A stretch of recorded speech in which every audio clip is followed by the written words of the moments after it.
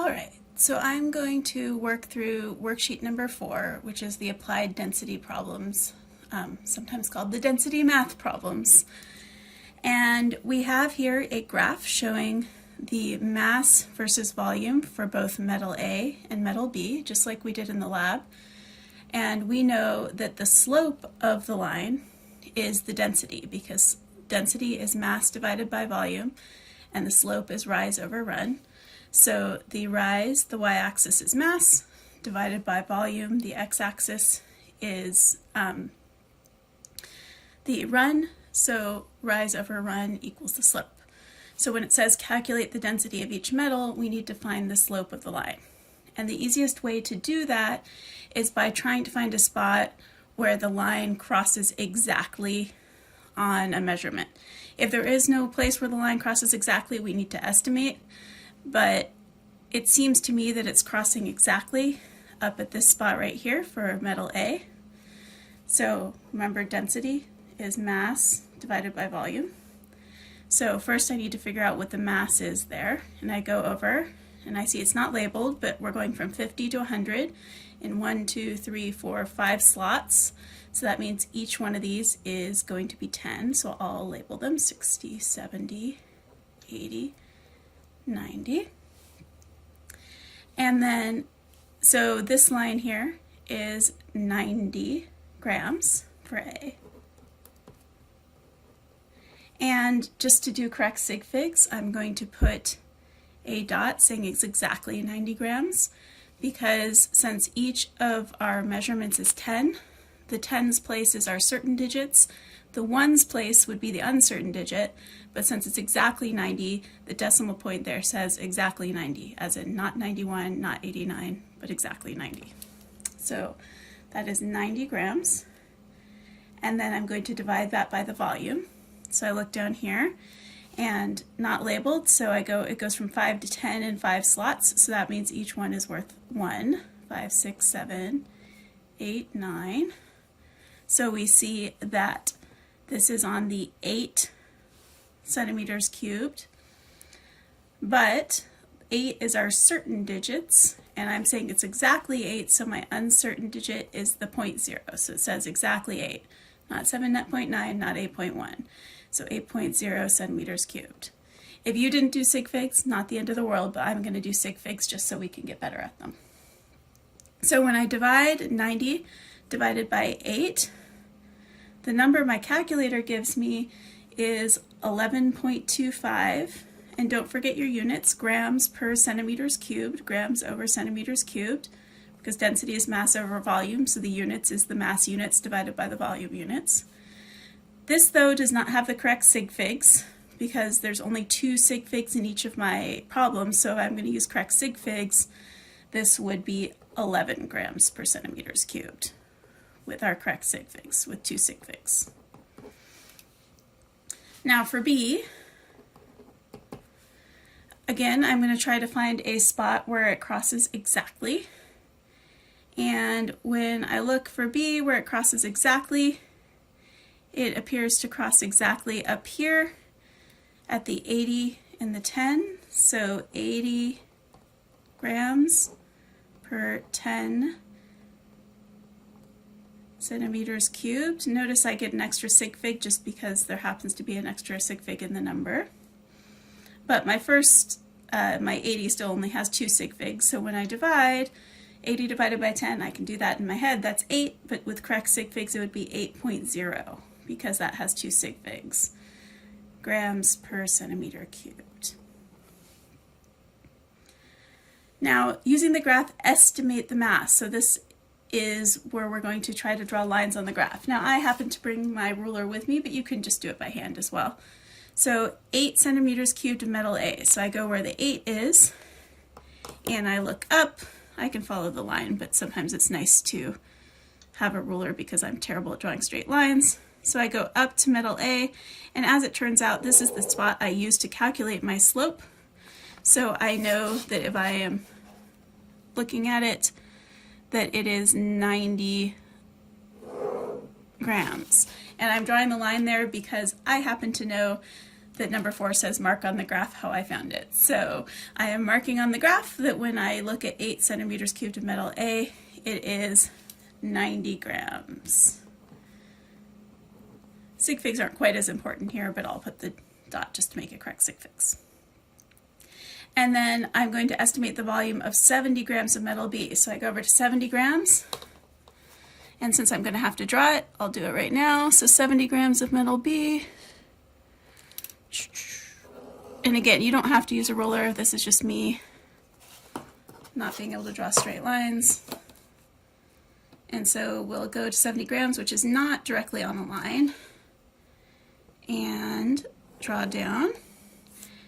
So when I'm estimating here, if I'm using correct sig figs, I'm only allowed one uncertain digit. So I know it's between 8 and 9. I'm going to call that 8.8 centimeters cubed. You might disagree and have written 8.7 or 8.9, but you shouldn't have two uncertain digits. If you're going to use correct sig figs, it shouldn't be 8.75. You should only give yourself one uncertain digit. All right, and marking on the graph was what I did with my ruler there, just to show how I got it. All right, so use the density that I calculated for metal B, calculate the volume of 70 grams. So this is where we need to rearrange our equation. We know that density equals mass over volume. We want to get volume by itself. Now right now it's on the bottom, it's being divided. So we need to multiply both sides by volume so that we can get it on the top. Now this rearranged equation that I just did now is density times volume equals mass. That's an equation that might be useful for us later, but it's not what we want right now. We want volume by itself. So to get volume by itself, we need to divide both sides by density. And so we end up with our equation being volume equals mass over density. And it says using the density that we calculated, find the volume of 70 grams. So the mass is 70 grams.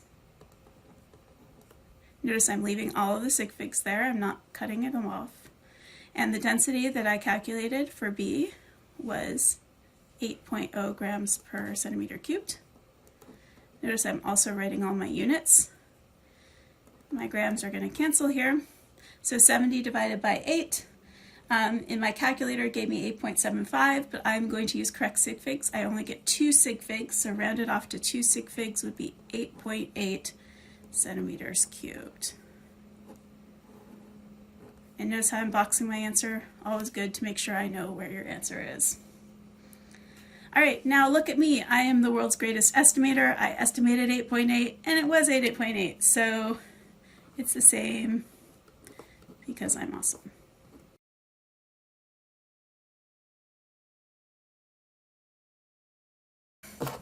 So on the back,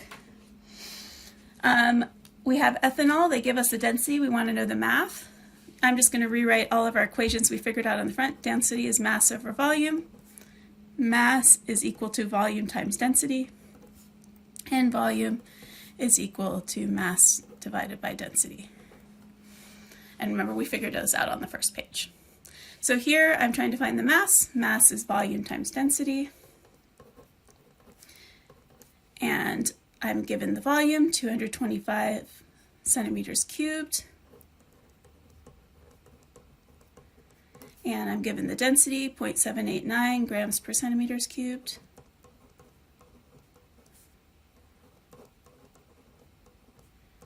My centimeters cubed are going to cancel. 225 times 0.789 is equal to, with correct sig figs, which would be 3 sig figs in this case, would be 178 grams. All right, now our next one, what's the volume of 75 grams? Well, we have our volume equals mass over density. And our volume here, or sorry, our mass here is 75 grams divided by the density, which was 0.789 grams per centimeter cubed. So our grams cancel, 75 divided by 0.789, then rounded to 2 sig figs, because 75 only has 2 sig figs, it would be 95 centimeters cubed. All right, the density of water, if you didn't know, you can look it up, but it is something you should know. Water has a density of exactly 1.0 grams per milliliter, which means that 1 gram of water is equal to 1 milliliter of water. That was not an accident. That was when they made the metric system. There's all sorts of convenient things like that. We also know that that would be equal to 1 centimeter squared of water. All right, so we mix water and ethanol. Now, let's be honest, water and ethanol, if you mix them thoroughly, would actually mix together. They are soluble in each other. But if you just sort of carefully put some ethanol on top of water without, disturbing it too much, then the ethanol would float on the water because ethanol has a lower density than water. So if they don't mix, which eventually they would, but if you did it carefully, they wouldn't mix right away. The ethanol would float because it has a lower density.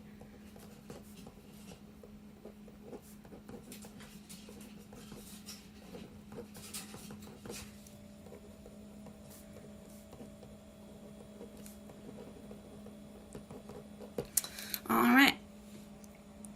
So moving on, gold has a density of 19.3 grams per centimeter cubed, and a cube of gold measures 4.23 centimeters on each edge. Now remember how a cube works, my beautiful picture of a cube. To find the volume of a cube, you have to take that 4.23 centimeters and, well, cube it, right? Because the volume is your side cubed, and so that would be 4.23 centimeters cubed, which when I do that on my calculator and round off to the correct sig figs, which would be 3, is 75.7 centimeters cubed. Notice that when I cubed the number, I also cubed the units. And now when I calculate the mass, we know from above that mass equals density times volume. So the density is 19.3 grams per centimeter cubed, and the volume is what we just calculated, 75.7 centimeters cubed. And when I multiply those and round to 3 sig figs, I get 1460 grams, 1,460 grams. I want to point out it's rounded to 3 sig figs, which is 3 digits, 1, 4, and 6. I believe it was 1461 when I put it in my calculator, but that last 0 is not significant because there's no decimal point. All right, so number 9 says that you want to fill your backpack with gold and run off with it. So the question is, how much is that gold-filled backpack going to weigh? So the volume of your backpack is given in the problem, and notice these are very low sig fig numbers. They're all just 1 sig fig because we're kind of estimating here. So your backpack is 30 centimeters times 30 centimeters times 40 centimeters. And when I multiply that out, I get 36,000 centimeters cubed. There is only 1 sig fig. I'm going to round at the end just to avoid adding extra error at this point. So that's not correct sig figs yet. We'll round it at the end. So the mass of the gold that would fit in that if you filled it to the brim with gold, so the mass would be the density times the volume. And the density of gold was given in the previous problem. It's 19.3 grams per centimeter cubed times 36,000 centimeters cubed. And this time I am going to round off to 1 sig fig with my answer. It was 690 something thousand, but we're going to round it off to 700,000 grams. Now, in case you don't speak metric system, I converted that into pounds for you, and that is approximately 1,500 pounds, which is 3/4 of a ton. A ton is 2,000 pounds. So even if you only filled your backpack halfway full, you still wouldn't be able to lift it. This is why when they have movies like that one Die Hard movie, I think it's Die Hard 3, where they have gold bars and people just lift them up like it's no big thing. Yeah, even the strongest good guys and bad guys are not going to be able to lift up a gold bar by themselves because gold is really heavy, guys. Well, technically it's really dense. All right, so last question about gold. We have Alicia, who is using chemistry to see if her ring is actually pure gold. So she drops it into a graduated cylinder, kind of like we did in the lab. So the volume of her ring is going to be the final volume, 43.7 milliliters, minus the initial volume, which was 42.2 milliliters. And that gives a volume of her ring of 1.5 milliliters. As a sig fig note, when we're subtracting, we just keep the same number of decimal places as the lowest number. Since they both only have one decimal place, our answer will only have one decimal place. And then density is mass over volume, of course. So the mass of the ring was 15.28 grams. The volume we just calculated was 1.5 milliliters, which is the same thing as centimeters cubed, so we don't need to convert that. And we get 2 sig figs because of the 1.5, so this rounds off to 10 grams per milliliter. Now we look up here and say gold is 19 grams per milliliter. So this is either not gold at all, or it's gold mixed with something else, because it is not pure gold. It definitely does not have the density of gold. So yes, Alicia, well, I mean, I think it's the lying that's really the problem. You know, we don't want to think she's a gold digger, right? All right, so hopefully that was helpful, and that is the end of my explanation.